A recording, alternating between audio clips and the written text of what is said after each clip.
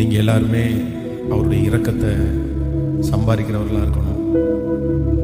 ஆண்டவருடைய இரக்கத்தை சம்பாதித்தவர்களை பார்த்தாலே தனியாக தெரியும். அவருடைய இரக்கத்தை சம்பாதிக்கிறது அவ்வளவு சுலபமானதும் அல்ல. அவ்வளோ மலையை போல பாவத்தை செஞ்சுட்டு ஒரு நிமிஷம் என்னை மன்னிச்சிருங்க ஆண்டவரேன்னு சொன்ன உடனே அவருடைய இரக்கத்தை சம்பாதிக்க முடியாது. அவருடைய இரக்கத்தை சம்பாதிக்கிறதுக்கு நீங்கள் நிறைய அழ வேண்டியது இருக்கு, நிறைய கெஞ்ச வேண்டியது இருக்கு.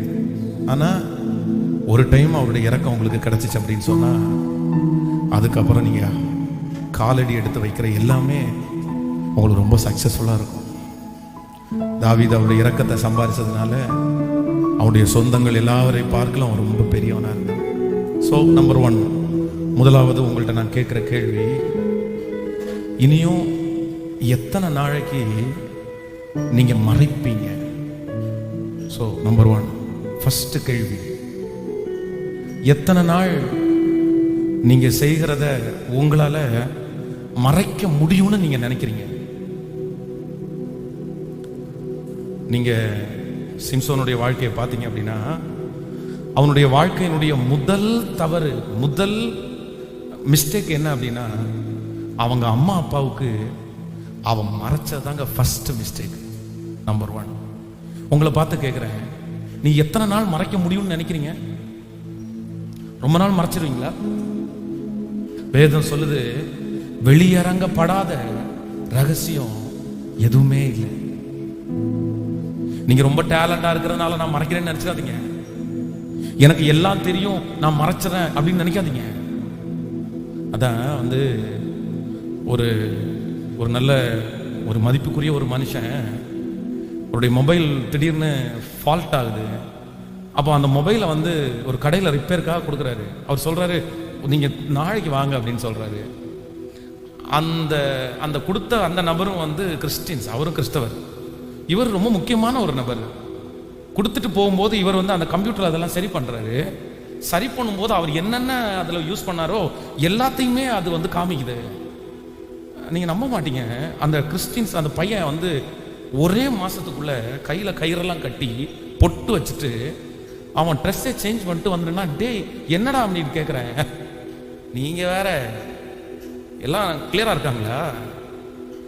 அவன் அவ்வளவுதான். அதான் ஒரு சிறியவன் ஒருவனுக்கு இடரல் உண்டு பண்ணுடைய கழுத்தில் எந்திர கல்லை கட்டி சமுத்திரத்தின் ஆழத்துல. ஒண்ணு நினைச்சுக்குங்க, ஆண்டவர் ஏதோ உங்களை நீங்க செய்யற தப்பெல்லாம் மறைக்கிறாரு. கர்த்தர் தான் மறைக்கிறாரு.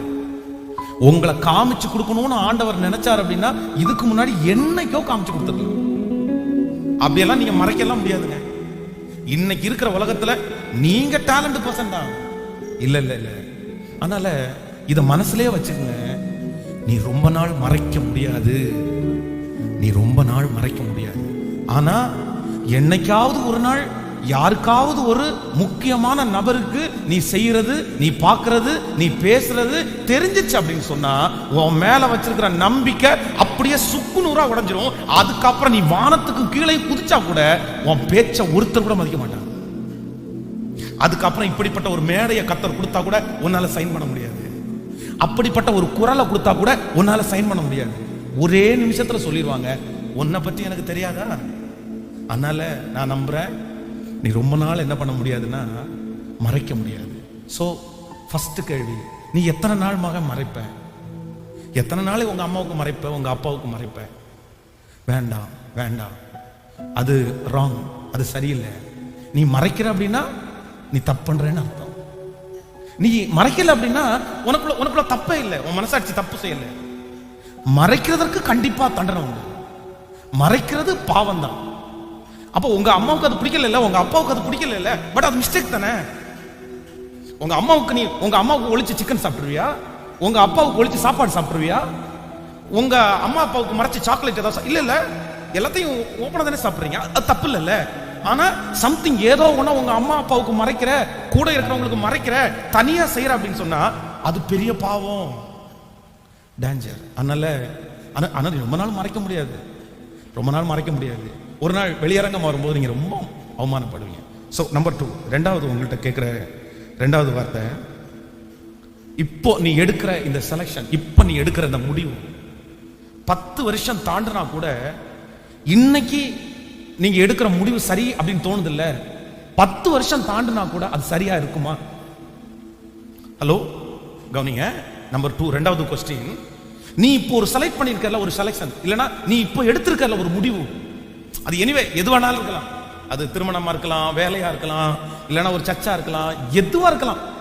நீ எடுத்திருக்கிற இந்த ஒரே ஒரு முடிவு, இன்னைக்கு உனக்கு அந்த முடிவு சந்தோஷமா இருக்கு, இன்னைக்கு அந்த முடிவை நினைக்கும் போது உனக்கு ரொம்ப நீ மகிழ்ச்சியா இருக்கிற. ஆனா இதே இந்த முடிவு 10 வருஷம் தாண்டினதுக்கு அப்புறம் கூட நான் எடுத்த முடிவு கரெக்ட், நான் எடுத்த முடிவு சரியான முடிவு, இதுல எந்த தப்புமே இல்லை, 10 இயர்ஸ் வரைக்கும் இந்த சந்தோஷம் எனக்கு தொடரும், இந்த மகிழ்ச்சி என்னோட வாழ்வேன், இந்த எந்த கஷ்டமுமே வராது அப்படின்னு உன்னால ஹோப் கொடுக்க முடியுமா?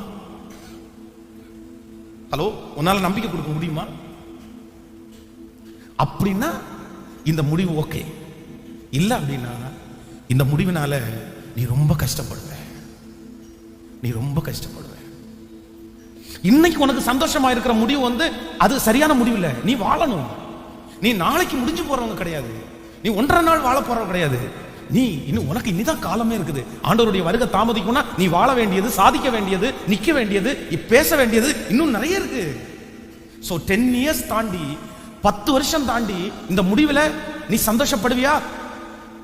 உன்னால சந்தோஷப்பட முடியுமா? இந்த ஒரு வார்த்தை நான் பேசும்போது 1000 எண்ணங்கள் உங்களுக்குள்ள ஓடும். அதான் நான் சொன்னேன்ல, உன்னுடைய அந்த ஒரே ஒரு முடிவு உன் வாழ்க்கையில தப்பா போயிடக்கூடாதுப்பா, தப்பா போயிடக்கூடாது. சில முடிவு ரப்பர் வச்சா அழிச்சா போயிடும். ஆனா சில முடிவு அது இங்க் பென்ல எழுதுறது மாதிரி, அதை அழிக்க முடியாது. அதை அழிக்க அழிக்க அழிக்க பேப்பர் தான் கிளியுமே தவிர அதனுடைய இம்ப்ரெஸ்ல, அதனுடைய அந்த எழுதப்பட்ட எழுத்தை அழிக்கவே முடியாது. சிலதை ஆண்டவரால் அழிச்சிட முடியும், ஆனா ஒரு சிலதை ஒரு டைம் மட்டும்தாங்க அழிக்க முடியும். காயப்பட்டது காயப்பட்டதுதான். புரிஞ்சிருச்சுன்னு நினைக்கிறேன், புரிஞ்சிருச்சுன்னு நினைக்கிறேன். இந்த சட்டை எனக்கு பிடிக்கல அப்படின்னு சொன்னா தூக்கி போட்டு இன்னொரு சட்டை நான் வாங்கி போட்டுடலாம். ஆனா வாழ்க்கைய தூக்கி போட என்னால முடியாது. அப்படி தூக்கி போட்டாலும் அது வெற்றியான வாழ்க்கையா இருக்காது. சோ உன் செலக்ஷன், உன் முடிவு, பி கேர்ஃபுல், ரொம்ப கேர்ஃபுல். பிசாசு உந்திட்டே இருப்பான், தள்ளிட்டே இருப்பான், கேர்ஃபுல்லா இரு, அவசரப்பட்டுறாத. சோ நம்பர் 3, மூன்றாவது உங்களை பார்த்து கேட்கிற ஒரு கேள்வி என்ன அப்படின்னா, நீங்க எதுலயாவது ஒண்ணுல ஜெயிச்சிருக்கீங்களா? நீ எதுலயாவது ஒண்ணுல சக்சஸ் பண்ணிருக்கியா? உங்களை பார்த்து நீங்க கேளுங்க, ஏதாவது ஒண்ணுல நீ ஜெயிச்சிருக்கியா?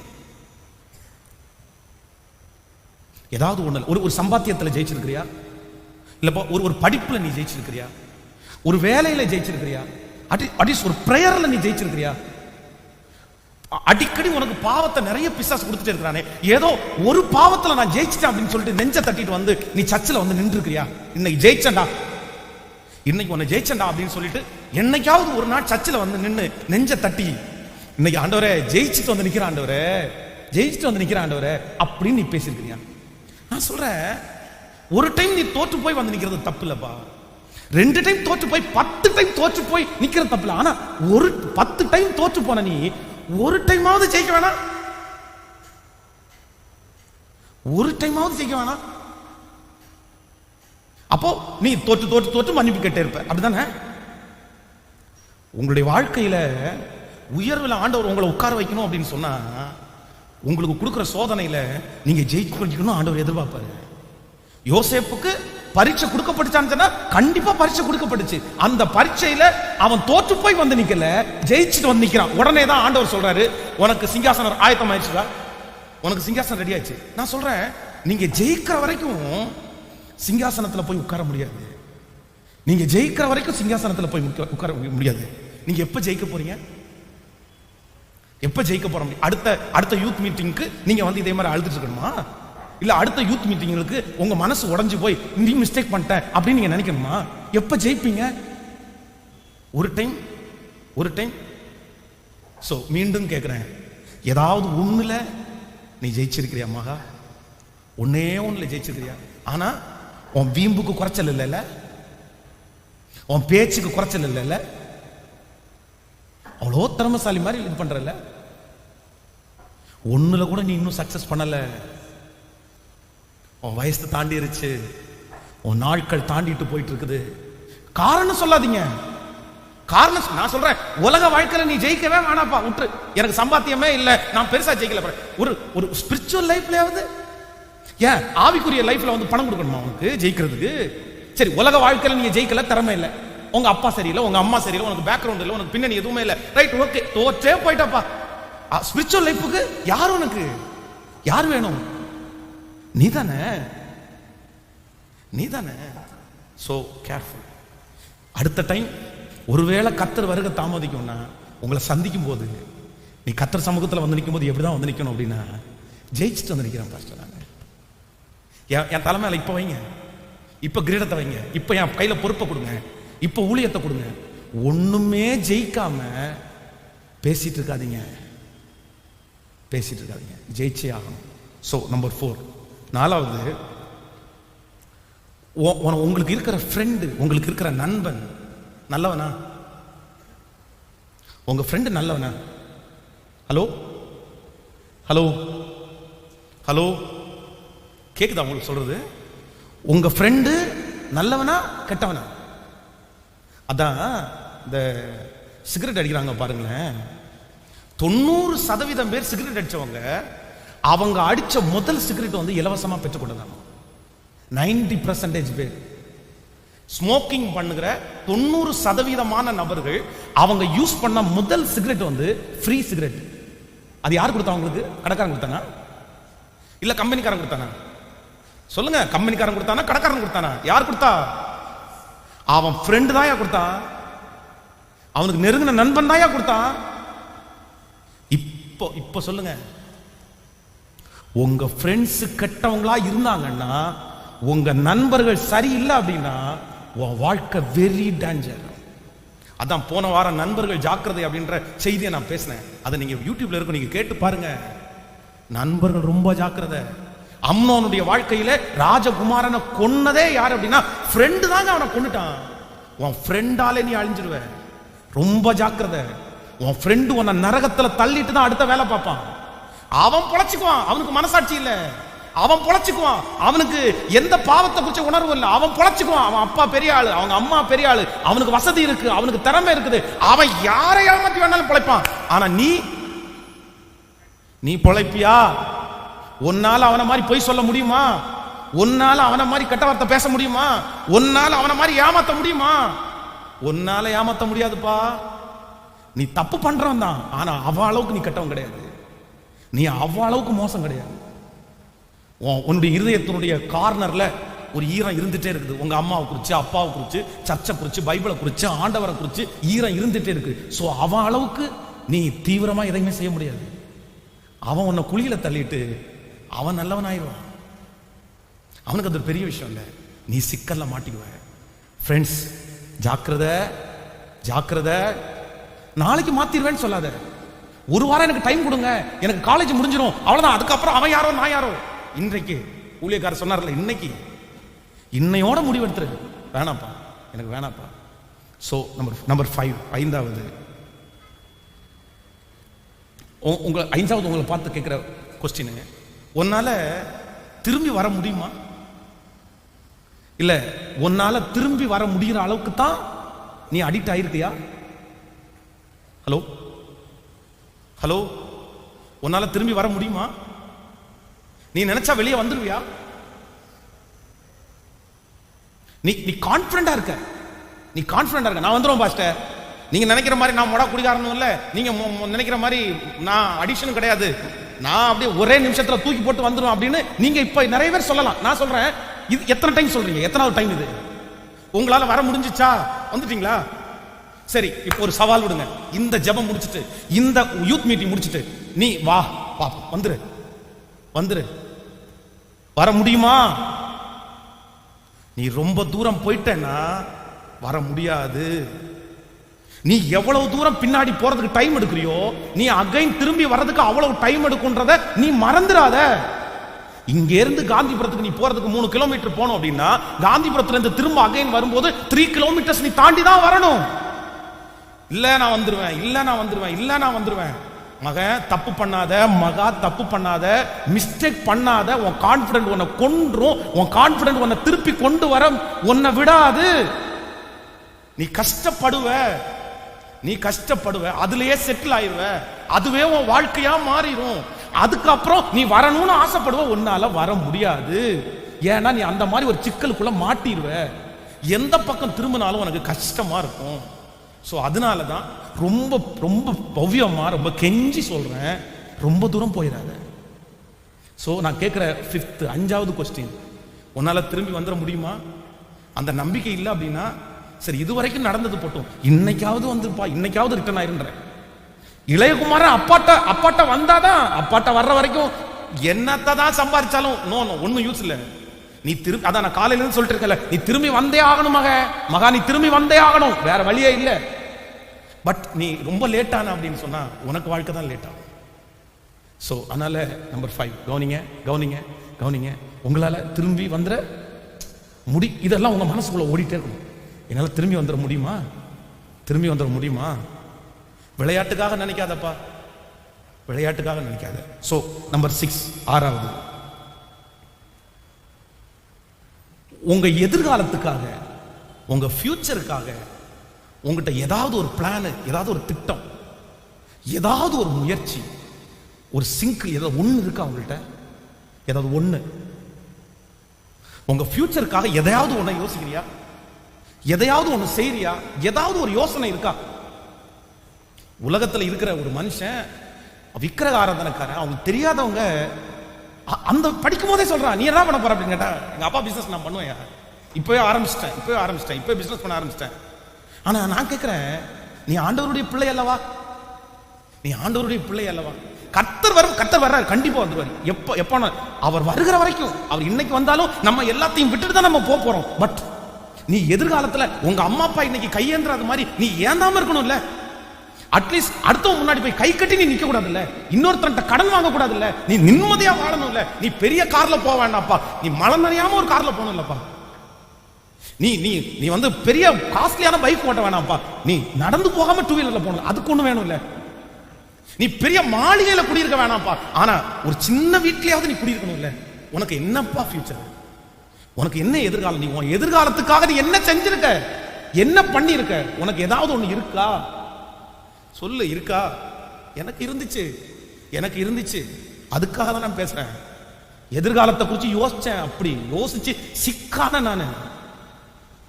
அப்படி இப்ப கூட ஆண்டவர் எப்போ வருவாரோ, ஆனா என் ரத்தத்தை அறுத்து கீழே விட்டா கூட என் ரத்தம் துடிக்கும். சாதிச்சிடணும், இவ்வளவு இல்ல, இன்னும் நீ ஓடணும். என் ரத்தத்துக்குள்ள கூட தரிசனம் வருது. என் ரத்தத்தை அப்படிதான் நான் ஓட்டிட்டு இருக்கேன். அந்த தரிசனம் தான் தூங்க விடல, அந்த தரிசனம் தான் பேச வைக்குது, அந்த தரிசனம் தான் என்ன உபவாசம் இருக்க வைக்குது, அந்த தரிசனம் தான் 21 நாள் முழங்காலே நிக்க வைக்குது. அந்த தரிசனம் தான். உங்களுக்கு என்ன இருக்கு? உங்களுக்கு யார் இருக்கா? இப்படியே இருந்தீங்கன்னா அப்போ எதிர்காலத்துல உங்களுக்கு யாராவது வானத்துல இருந்து கொண்டு கொட்டுவாங்கன்னு நினைக்கிறீங்களா? கொட்டிடுவாங்களா? தந்துருவாங்களா? எதிர்காலத்தை குறித்து ஏதோ ஒண்ணு இத தப்பா எடுத்துக்காதீங்க. கேர்ஃபுல்லா ஏதாவது ஒண்ணு எதிர்காலத்துக்காக ஏதாவது ஒண்ணு யோசிங்க. நான் சொல்றேன், நீங்க காலடி எடுத்து வைக்க வேண்டியது உங்க கடமை, செய்ய வேண்டியது அவர் செஞ்சிருவார். அதுக்கப்புறம் நீ யோசிச்சீங்கன்னா போதும், நீங்க ஆசைப்பட்டீங்கன்னா போதும். ஆண்டவரை பொறுத்தவரை அப்படிதான். நீ ஆசைப்பட்ட அப்படின்னா கர்த்தர் உனக்காக எதை வேணாலும் செஞ்சு முடிச்சிருவார். அதான் கர்த்தர். So number 6. நம்பர் 7, 7வது, நீயே உன்னை அடிக்கடி தட்டி கொடுக்குறியா? பரவாயில்லடா, அவளை விட நீ பரவாயில்லடா, இவளை விட நீ பரவாயில்லடா, அந்த பாஸ்டருடைய பையனை விட பரவாயில்ல, அந்த பாஸ்டருடைய பொண்ணை விட பரவாயில்ல, அதான் கொயர்ல நிக்கிறானே ஒருத்தன், அவனை விட நான் பரவாயில்ல. ஏதோ பெரிய யூத் மீட்டிங்ல பெரிய சாட்சி சொல்றான், அவனை விட நான் பரவாயில்ல. பாஸ்டர் வலத்த கீபோர்டு வச்சிருக்கான், அவனை விட நான் பரவாயில்ல. மற்றவங்களை கம்பேர் பண்ணி பண்ணி பண்ணி பண்ணி ஒன்னே தட்டி கொடுத்து பரவாயில்ல நீ எவ்வளவு மேலு, அவனை விட நீ எவ்வளவு மேலு அப்படின்னு பரிசுத்தத்துல பாவத்தை செய்யும் போது உன்னை தட்டி கொடுத்துட்டே இருக்கிறியா? இல்ல, கண்டிப்பா ஆண்டவருடைய பிள்ளை அப்படி தட்டி கொடுக்க முடியாது. உனக்கு பின்னணி உன்னை கெடுப்பதற்கு பிசாசு முயற்சி இருக்கிறான். நீ தட்டி நான் நீங்க ஒண்ணும் மனுஷனை பார்க்கறதுக்காக வரலையே, மனுஷனை பார்க்க கூடாது இல்ல. நீங்க பாஸ்டருடைய பிள்ளையா உனக்கு முன்னாடி முன்மாதிரி, பாஸ்டர் அவனுக்கு முன்மாதிரி, கொயர்ல நிக்கிறவங்கள அவங்களுக்கு முன்மாதிரி, உங்க யூத் லீடரா உங்களுக்கு முன்மாதிரி. யூத் லீடரே கீழே விழுந்துட்டாயா, யூத் லீடரே லவ் பண்ணிட்டாயா, யூத் லீடரே அப்படி இருக்கிறான், அவன் வந்து மைக்க பிடிச்சி பிரசங்கம் பண்றான், கேக்குறாங்க நான் பிடிச்சா, நான் சொல்றேன் அவங்க வேற நீ வேற இல்ல. நம்ம பார்க்க வேண்டியது யாரை பார்க்கணும்னா, நோ நெகட்டிவ் மைனஸ் ஆனவங்கள இல்ல, பாசிட்டிவ் ஆனவங்கள மட்டும்தான் பார்க்கணும். பரிசுத்தம் உள்ளவன் சொல்லுங்க இன்னும் பரிசுத்தமாகட்டும், நீதி செய்கிறவன் இன்னும் நீதி செய்யட்டும். ஆண்டவர் சொல்றாரு போயிட்டே இரு, வளர்ந்துட்டே இரு, வளர்ந்துட்டே இருந்தா சொல்றாரே தவிர காம்ப்ரமைஸ் ஆயிக்கோன்னு சொல்லல. சோ ரொம்ப கேர்ஃபுல். நம்பர் 7, 7வது, நீங்க உங்களை என்ன பண்ணிடக்கூடாதுன்னு எப்பவுமே தட்டி கொடுத்துடவே கூடாது. அதுதான் உங்க வாழ்க்கையில மிகப்பெரிய ஆபத்து. நீங்க ஆண்டவரிடத்துல நெருங்காம உங்களை தடுக்கிறதும் அதுதான். சரி, ஓகே. நம்பர் 8, 8வதாக ஒரு கொஸ்டின் உங்களை பார்த்து கேட்கிறேன். கால் வலிச்சா உட்காந்துக்குங்க, தப்பில்லை. 8வது ஒரு கொஸ்டின் உங்களை பார்த்து கேட்கிறேன். அந்த ஒன்னே ஒண்ணு மட்டும் உனக்கு போதுமா? ஹலோ ஹலோ, அந்த ஒண்ணு போதுமா? அந்த ஒண்ணு போதுமா? வாழ்ந்துருவீங்களா? அந்த ஒண்ணு போதுமா? ஜெயிச்சிருவீங்களா? அந்த ஒருத்தம் போதுமா? வின் பண்ணிடுவீங்களா? அந்த ஒருத்தி போதுமா? அந்த ஒண்ணு போதுமா? இப்போ 24 மணி நேரத்துல நீ தூங்குற நேரத்தை தவிர மற்ற எல்லா நேரமும் அந்த ஒன்னே ஒண்ணு தானே நினைச்சிட்டு இருக்கீங்க. அந்த ஒன்னே ஒண்ணு தானே உங்களை திருப்திப்படுத்துது. சுத்தி சுத்தி உங்க எண்ணம், உங்க நடக்க, உங்க சிந்தை, உங்களுடைய டெக்ஸ்ட் மெசேஜ் எல்லாமே அந்த ஒன்ன சுத்தி சுத்தி தானே வருது. அது எனிவே எது வேணாலும் இருக்கலாம், ஒரு போனா இருக்கலாம், ஒரு பெண்ணா இருக்கலாம், ஒரு பையனா இருக்கலாம், எதுவா இருக்கலாம். அந்த ஒண்ணு போதுமா? அது ஒண்ணு உங்களுக்கு சோறு போட்டுருமா?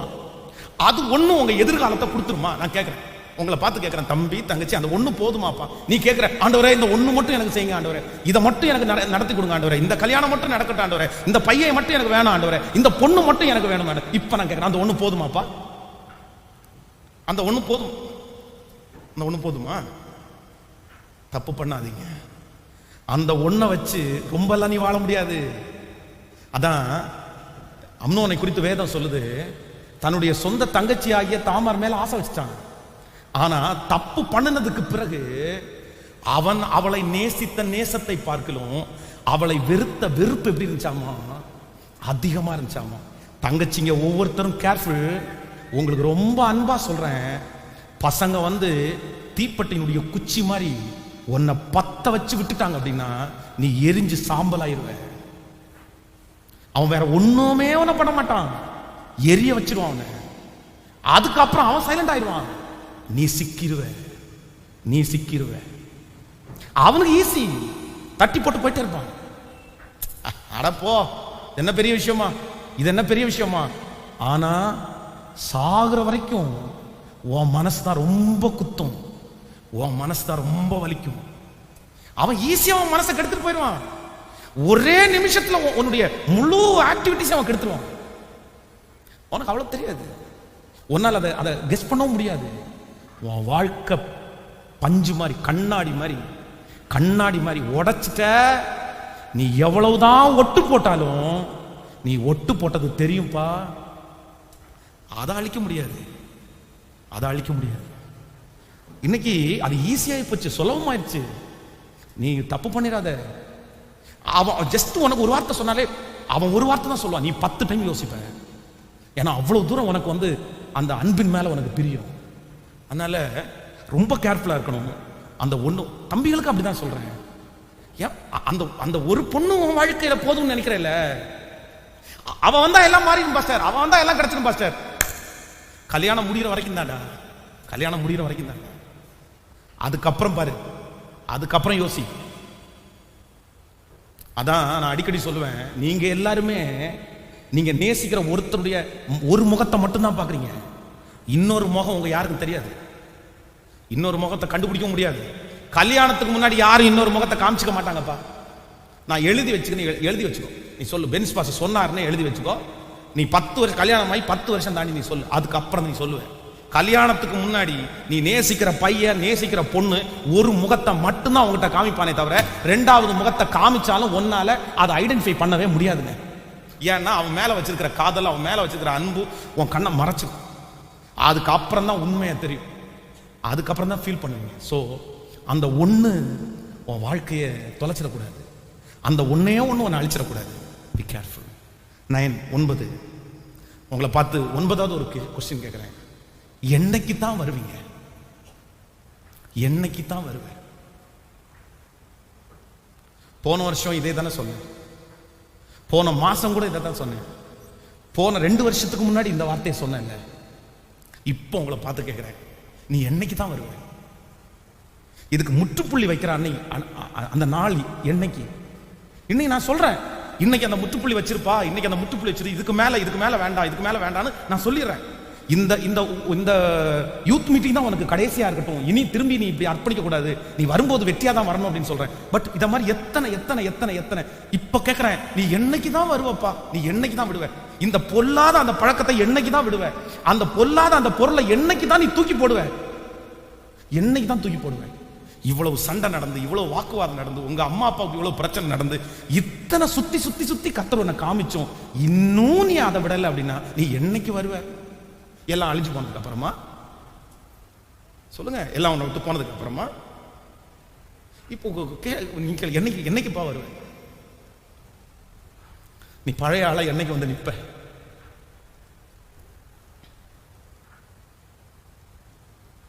இன்னும் எத்தனை நாள் ஆகும்? எத்தனை நாள் ஆகும்? என்னமோ கர்த்தர் உன்னை கைவிடாம வச்சிருக்கிறாரு, அதுக்கடையில் ஏதாவது நடந்துச்சு அப்படின்னா. ஸோ நம்பர் 10,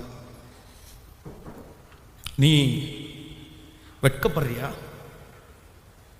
ஆண்டவரை பற்றி சொல்ல, ஜெபம் பண்றதுக்கு, அல்லேலூயா சொல்றதுக்கு, பைபிளை தூக்கிட்டு காலேஜ் போறதுக்கு, பைபிளில் அது காலேஜில் இல்லை கூட படிக்கிற அந்த ஃப்ரெண்ட்ஸுக்கு முன்னாடி நான் ஏசப்பா பிள்ளைன்னு சொல்றதுக்கு நீ வெட்கப்படுறியா? அவன் கூட படிக்கிற ஃப்ரெண்டு கையில் அவ்வளோ பெரிய கயிறை கட்டிட்டு வெக்கம் இல்லாமல் அவன் முன்னாடி வந்து நிற்கிறான்ல. உன் கூட படிக்கிற ஃப்ரெண்டு அவ்வளோ பெரிய பொட்டை வச்சுட்டு உனக்கு முன்னாடி வெட்கம் இல்லாமல் வந்து நிற்கிறாங்கல்ல.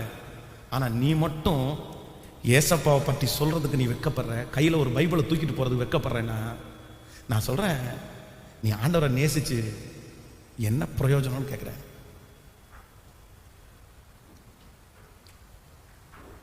மலைக்கு மாலை போடுறான் அப்படின்ற இதில் கழுத்து நிறைய மாலை போட்டுட்டு காலில் செருப்பு கூட போடாம உன் ஃப்ரெண்டு உன் காலேஜுக்கு வந்திருக்காருல்ல. நான் இந்த மாதம் முழுவதும் நான்வெஜ் சாப்பிட மாட்டேன்னு சொன்னேன்ல. அவங்க ஆராதிக்கிறதையும் நீங்க ஆராதிக்கிறதும் உங்களுக்கு தெரியும்ல. நீங்க ஆராதிக்கிற தேவனை பற்றி உங்களுக்கு தெரியுமா தெரியாதா? சொல்லுங்க, தெரியுமா? நீங்க ஆராதிக்கிற ஆண்டவரை பற்றி உங்களுக்கு தெரியுமா தெரியாதா? சொல்லுங்க, நல்லா சொல்லுங்க, தெரியுமா தெரியாதா? அவர் யாரு? உண்மை இல்லாதவரா? ஃபேக்கா? சொல்லுங்க, ஃபேக்கான கடவுளை ஆராதிக்கிறோமா? இல்ல எல்லாரும் கடவுளை தொடுற மாதிரி நம்ம ஒரு கடவுளை தொடுறோமா? சொல்லுங்க. இல்ல இல்ல இல்ல இல்ல, உயிரோடு இருக்கிற கடவுளை தானே ஆராதிக்கிறோம். பாவத்தை வெறுத்த கடவுளை தானே ஆராதிக்கிறோம். நீ ஆராதிக்கிற கடவுள் உண்மை உள்ளவர்னு உனக்கு தெரியுமா தெரியாதா? சத்தமா சொல்லு, தெரியுமா தெரியாதாப்பா? அவன் அவன் வைராக்கியமா இருக்கிற அளவு கூட நீ வைராக்கியமா இல்லை அப்படின்னா நீ எப்படி வெட்கப்படுறேன்னு எனக்கு தெரியலப்பா. எப்படி வெட்கப்படுறேன்னு தெரியல. அவன் முன்னாடி நான் ஏசப்பா பிள்ளையா, மிஸ்டேக் பண்ணிட்டேன், ஓகே, அதுக்காக என்ன பண்ண முடியும்? என் கர்த்தர் என்ன விட்டுருவாரா? அவர் நல்லவரியா? என் கையில் பைபிள் இருக்கியா? என் வாட்ஸ்அப் நான் சொல்றேன், நிறைய பேர் வாட்ஸ்அப் ஸ்டேட்டஸ் மாத்திட்டாங்க தெரியுமா? வசனம் வைக்கிறதுல தெரியுமா? என் ஃப்ரெண்டு ஏடா ஃபாதர் ஆயிட்டியா, வாட்ஸ்அப்ல ஏதாவது கிறிஸ்டியன் சாங்ஸ் வச்சுட்டான் அப்படின்னு சொன்னா ஃப்ரெண்டு தப்பா நினைச்சிருவான்றதுக்காக வைக்கிறது இல்ல. உன் வால்பேப்பர் அப்படி இல்ல, உன் டிபி அப்படி இல்ல. ஏன் இல்ல? ஏன் இல்ல? யாரோ ஒருத்தர் தப்பா நினைப்பாங்கன்றதுக்காக நீ வைக்கிறது இல்ல. ஆனா இந்த கூட்டத்தில் இருக்கிறவன் நீங்களே உங்க வாட்ஸ்அப் ஸ்டேட்டஸ்ல டிபில ஒரு சினிமா பாட்டு வைக்கிற, அதுக்கு உனக்கு வெக்கமா தெரியல? அது வெக்கமா தெரியல? உன்னுடைய போன்ல அடிக்கும்போது, ரிங்டோன் அடிக்கும்போது ஒரு சினிமா பாட்டு ரிங்டோன் அடிக்குது, வெக்கமா தெரியலையா உனக்கு? அப்போ உங்களுடைய ஸ்பிரிச்சுவல் எந்த அளவுக்கு இருப்பீங்க? நான் இதெல்லாம் நீங்க நல்லா இருக்கணுன்றதுக்காக பேசுறேன். உங்களை கடினமா பேசியிருந்தா அதை தப்பா, கடினமா இல்ல, நீங்க வரணுன்றதுக்காக தான் நான் சொல்றேன். நான் இதெல்லாம் நான் செய்றேன், இதெல்லாம் நான் செய்றேன். இப்படி எல்லாம் இருக்கணும். இதெல்லாம் கமிட்மெண்ட், இதெல்லாம் கர்த்தர் எதிர்பார்க்கிறாரு, இதெல்லாம் ஆண்டவர் பார்க்கிறாரு. இந்த 10 காரியத்தையும் மறந்துடவே மறந்துடாதீங்க. 10 கொஸ்டின்ஸ் உங்கள்கிட்ட கேட்டிருக்கேன். ஸோ இப்போ இனி நான் வரதுக்காக எங்கே எதிர்பார்க்க வேண்டாம், எனக்கு மீட்டிங் எல்லாம் வைக்க வேணாம்.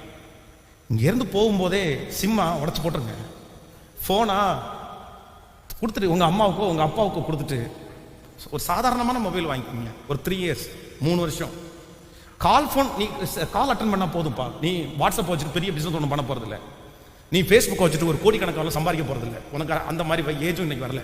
ஒரு பிஸ்னஸ் மேன் ஓகே ரைட், உனக்கு அது தேவையில்லை. கால் அட்டன் பண்ண, கால் வச்சுக்கோ. உனக்கு டிஸ்டர்பன்ஸாக இருக்குது அப்படின்னா, டிஸ்டர்பன்ஸாக இருக்குன்னா அதை பண்ணிக்கோ. அப்படி பண்ணோன்னா நீங்கள் இந்த ஜபத்துக்கு வந்ததுக்கு என்ன இருக்குன்னா பெரிய அர்த்தம் இருக்குது. இல்லை அப்படின்னா அர்த்தமே இல்லை சாமி, அர்த்தமே இல்லை சாமி. எவ்வளோ தூரத்துலேருந்து நீ வந்திருக்கிறப்பா. நான் அதனால தான் உன்னை எப்படியாவது இந்த இடத்துல இருந்து நீ போகும்போது ஒரு மாற்றத்தோடு போகணும்னு என் இருதயம் ஏங்கிட்டே இருக்குது. நீ ரொம்ப தூரம் டிராவல் பண்ணி வந்திருக்கல, நீ முயற்சி எடுத்து வந்திருக்கல. ஸோ அதனால் எல்லாரும் இந்த 10 கொஸ்டின்ஸை எழுதி வச்சுருப்பீங்கன்னு நினைக்கிறேன். ஒருவேளை எழுதலை அப்படின்னு சொன்னால் திரும்பி அகைன் யூடியூப்பில் இருக்கும், அதை எழுதுங்க. உங்களை பார்த்து டெய்லி கேட்டுருங்க. ஆமேன்னு சொல்லுங்கள். கையை அசைத்து ஒரு ஹல்லேலூயா சொல்லுங்கள்.